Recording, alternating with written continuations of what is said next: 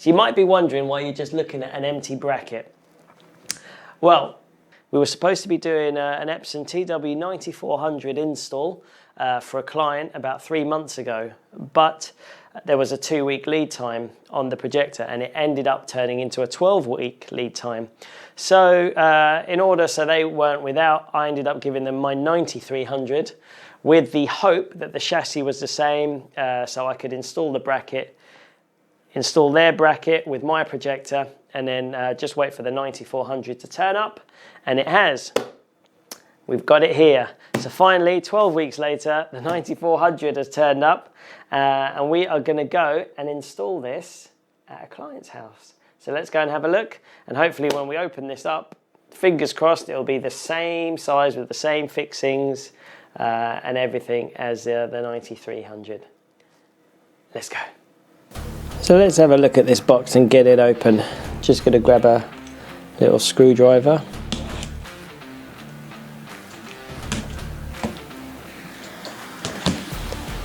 Make sure I don't go too deep. I don't want to scar the cardboard underneath. Oh, what we got here?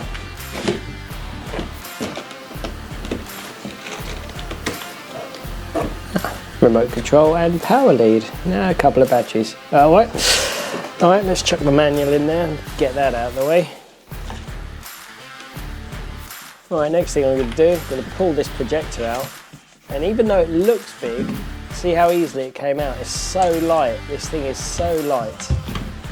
It's great, and I love this little cardboard handle used for pulling it out. Just simple. Very nice. Looks exactly like the 9300. That's great. Same chassis.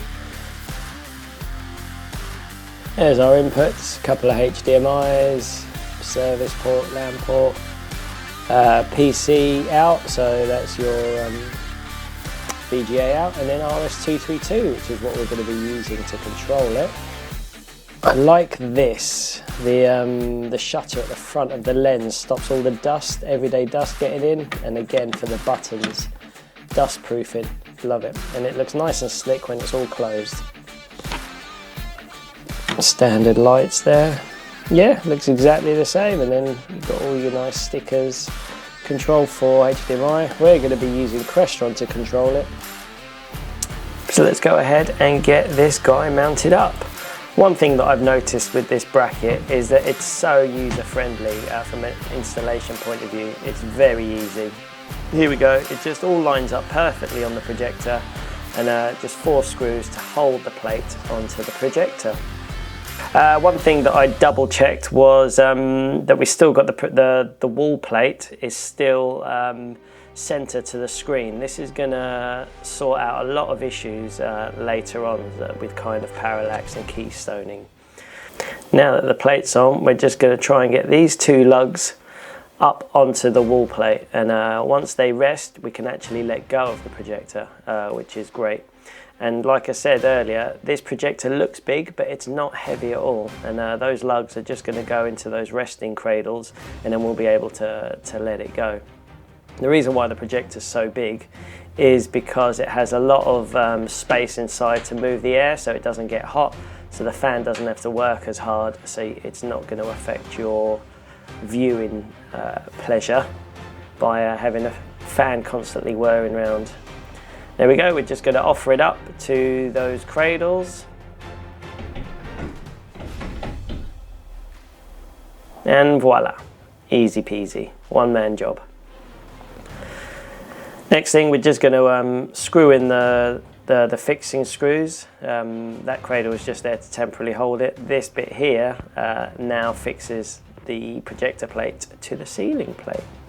Nice and easy, 4 screws, and they even give you a very long Allen key to get in over the projector's casing. Everything is thought out with this bracket, I love it.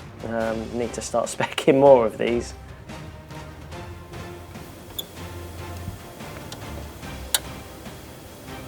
There we go, now that it's up, we're going to fire up the projector. By default it comes as front facing, but we need to tell it it's ceiling mount, so it flips the screen upside down. And then now that we've got that, We are just going to size it up for the size of the screen. What I love about this projector is its throw ratio and screen shift is just phenomenal. It's massive. You could literally put this projector anywhere and you'd be able to get it on a screen. And then we're going to move it down, and this is again where the bracket comes in. We've got a little bit of a corner at the bottom that didn't quite make it in, you know, on the screen. So this little cog here adjusts the just one of the corner shifts. Is absolutely brilliant. You'll be able to see that bottom right hand corner just go down.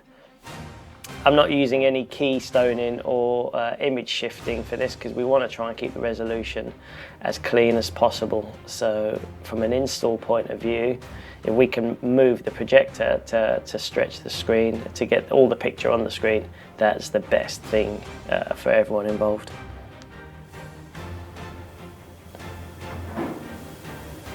There we go, lovely. Now that the projector's done, we're going to do a quick picture calibration using the THX Tune-Up app.